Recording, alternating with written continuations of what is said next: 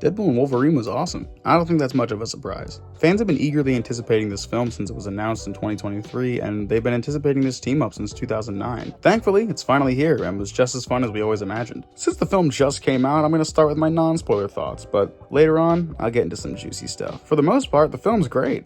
The action was fantastic. It was all choreographed really well, plus the camera work and chaotic editing further pushed the fun of this crazy-ass movie. It was a bloody mess and I loved it. Some of the effects might have looked a little cartoony, but I truly don't give a shit. Marvel should talk to Amazon or something though, because I will say, all of the gore in their projects looks real as shit. Obviously Hugh Jackman and Ryan Reynolds were perfect. This is the most comic-accurate Wolverine we've gotten to see in a film to date, so I was incredibly pleased. I still think his best performance for the character was in Logan, but this was perfect in a completely different way. Deadpool himself was also perfect as per usual. I always like that Ryan Reynolds gets to have some heavy-ass moments in the Deadpool movies. He's a talented actor, and I love that the films go out of their way to make Deadpool more than an emotionless Looney Tune, like some iterations.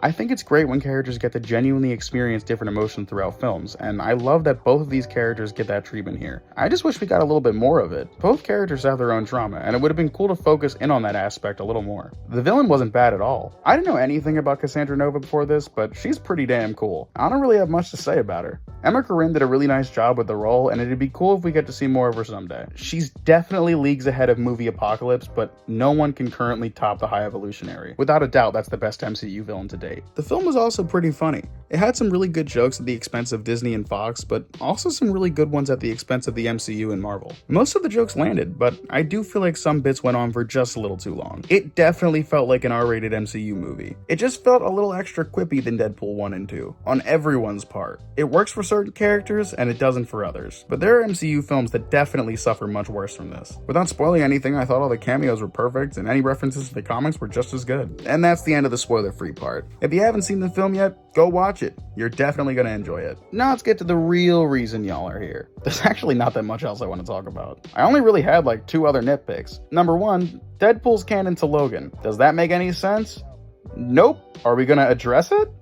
I guess not. I just made a video breaking down the different timelines in the X-Men movie universe, and this film immediately fucked all of that up.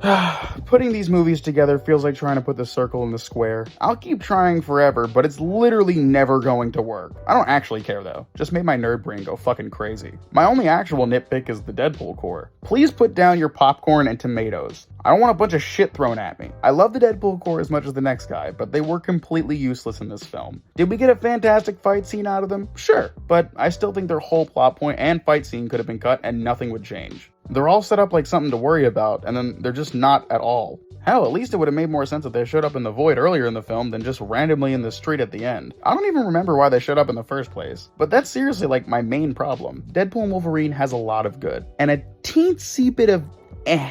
This movie felt like a comic book, and I mean that with very high regards. Shit like Deadpool killing 20 plus members of the TVA with pieces of Wolverine's decayed adamantium skeleton is exactly the kind of thing that I love. That's comic book shit. I could flip to a page and see that whole scenario playing out. That's how I felt watching this entire film. A clear love letter to comic book fans, and I'll gladly take more movies like it.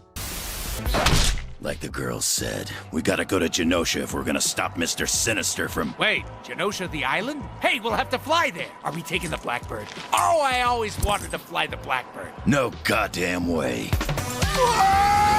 Deadpool, quit fooling around. Yippee!